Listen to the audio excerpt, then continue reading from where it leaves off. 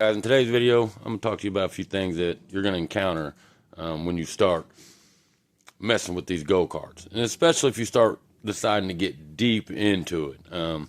Now, a couple different options here. Now, back in the day, it was always this standard 4-bolt lug pattern, guys. You know what I mean? This is a front wheel.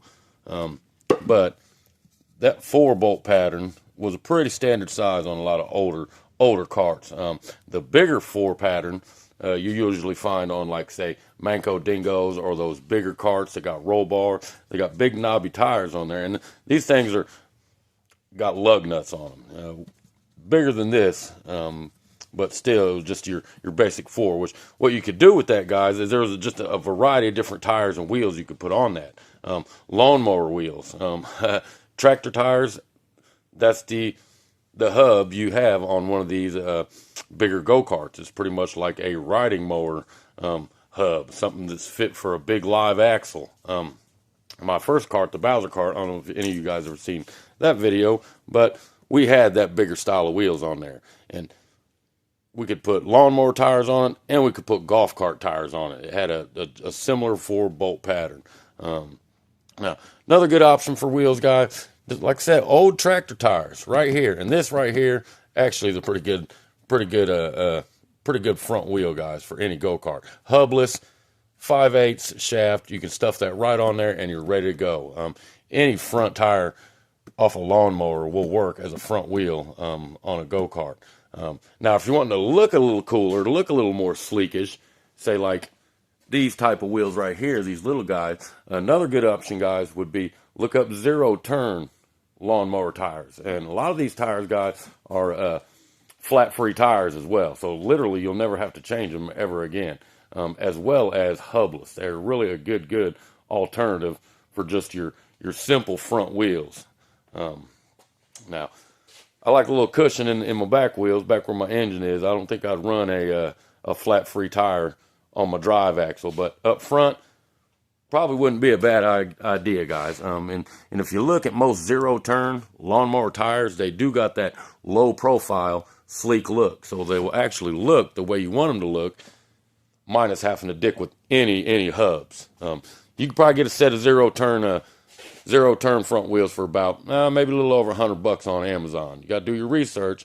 Hard to find them in chrome. I've seen grays and blacks and yellows, but the chrome ones are hard to find. And when you do find the chrome ones, they're just a little bit more pricey. But good alternative for front racing kart tires that look really cool, guys. Just zero-turn lawnmower tires. But now, if you're wanting to get really into it, here's the kind of stuff you're going to need, guys, to set up your karts with racing wheels. Now, I have one set of racing wheels, either the Chinese Vevers, that require a metric wheel hub. You can get these wheel hubs from BMI, $18 a piece, guys. I think I paid $53 for the set. Bolt right up in these Vever rims.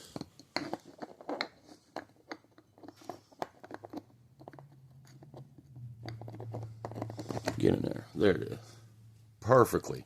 And just to ensure that these were right and all my numbers were correct, guys, what I usually do is, if I'm unsure about something, which I was kind of unsure about these metric wheel hubs, just because they're just a little bit different. I was like, oh, I don't know. So I just got the front set first, just in case I miscalculated, did something wrong, and it wasn't the right one. But we went with the if the shoe fits, wear it method, and now I'm ready to order my rear set of these metric hubs for my rear set of Vever metric racing wheels. Now, when we're talking about American racing wheels, guys, these are your standard hubs. It's a whole different setup. Like, you look at this one, almost like a lug nut on a car, how this one's set up. It's got the studs, then you just bolt on afterwards. I really do like these hubs, guys. Actually, a lot more than these.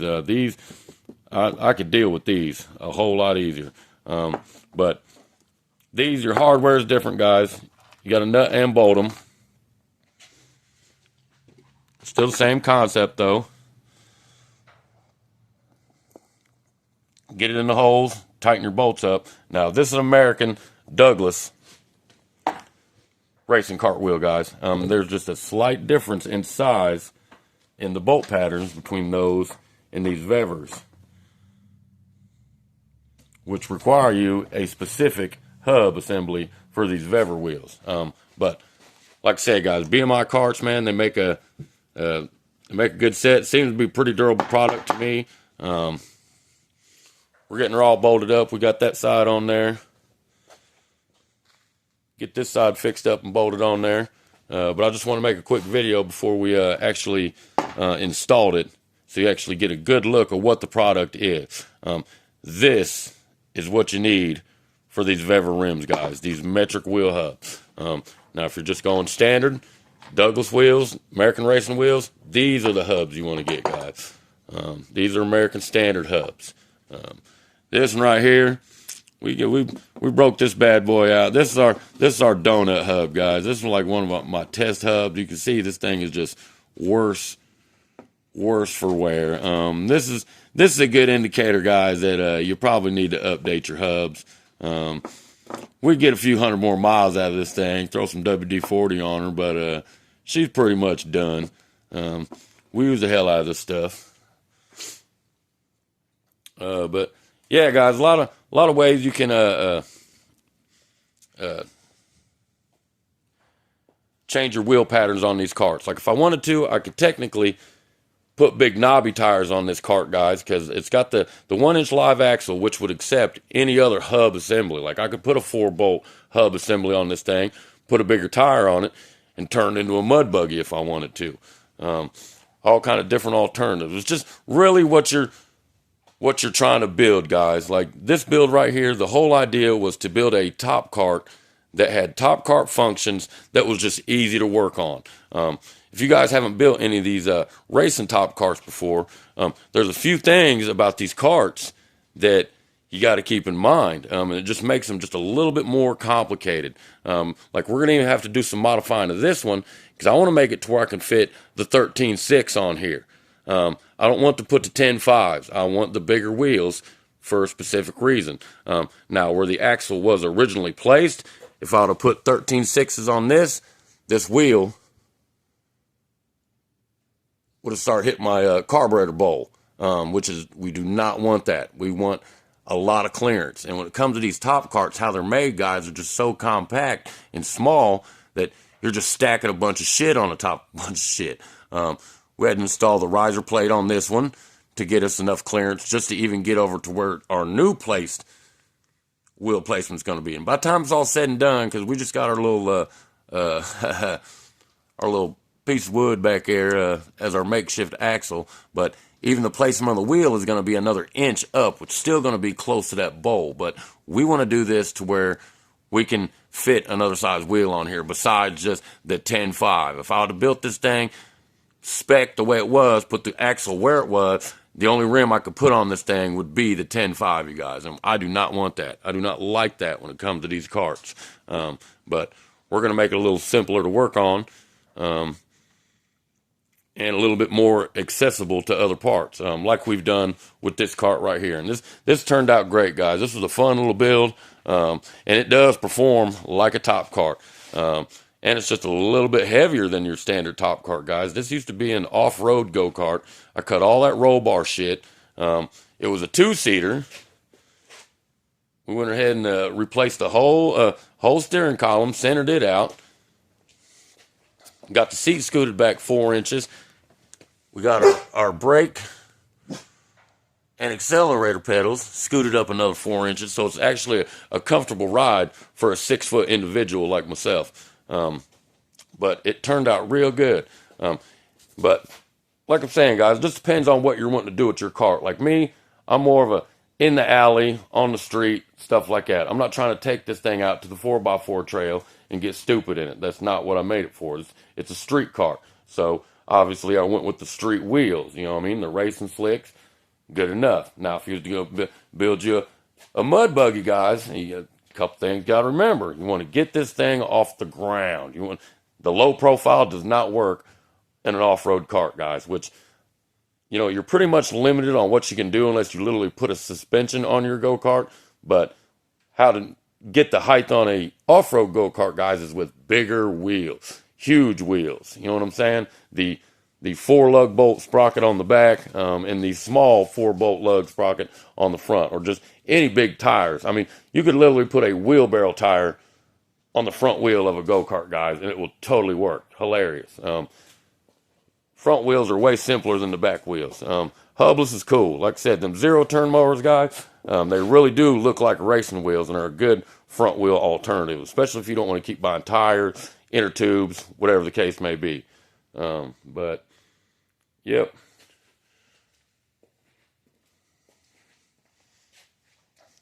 Yeah, guys, you figure out things on the way. Like I've built these things since we was a kid, but the ways today are a lot different than the days of the old, where it was just your standard, you know, threw an inch axle on there, your 4 bolt, throw some lawnmower tires on a frame, and hook an engine to it and go.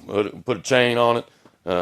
Today, there's just a little more to it, depending on what you want to do. Like when I started messing with these racing wheels, guys, you know, I had no idea even that, you know, I'm thinking they're going to be like a lawnmower wheel. You know, oh, they can just bolt this thing up. And I buy these wheels, like, oh, shit, I'm missing a piece, which, oh, I had to go and figure out all this shit. You know what I mean? Hubs, other pieces. But we got it figured out, guys. Got it figured out, and we can put together some pretty cool carts. Really ready to get that one going, guys. It's gonna be a beast. I might even get the Predator 224 on that. Take the governor off, stage 1, just to get a little bit more speed. We could probably clock in about 45 on this thing, guys. The reason I like these 13.5s, because with the 10.5s, guys, you get a lot better acceleration. I mean, crazy acceleration, but it kind of takes away from your top end. Me, I wanted a bigger tire, but I want the same style of tire. I like the Douglas Chrome deep dish wheels. They look super cool, but I wanted a bigger wheel so I can get a bigger sprocket on my axle. If I had to put a 10.5 on this cart, guys, it'd be dragging. But it's cool, though, because I got a good top end speed, guys, as well as a respectable acceleration. The bigger, I like these biggest, smallest tires I can find. Just a little more top end than acceleration. But you still got some good acceleration. This thing will rip it. It'll rip a donut. Easy. On gravel, on dry pavement, it'll rip it. Even with the 13.6s on there. Not the 10.5. These are 10.5s. Little wheels. 13.6s. You know, from afar, they really don't look that big. Now, when you got the 10.5s on there, they look their size. But when this thing had all 4 13.6s on it, guys, it just looked like tiny racing wheels on your standard go-kart. But, yep. Wheels and hubs, guys. Wheels and hubs. Do your research. There'll be a lot of trial and error. Because that's exactly what I did with these Vevers. I went ahead and ordered them, not looking at the specs. And I ordered 2 new hubs for them. And they weren't even the right damn hubs. So, check the spec, guys. If the shoe fits, wear it. Obviously, it's going to work. But, yep. That's how you deal with go-kart wheels, fellas.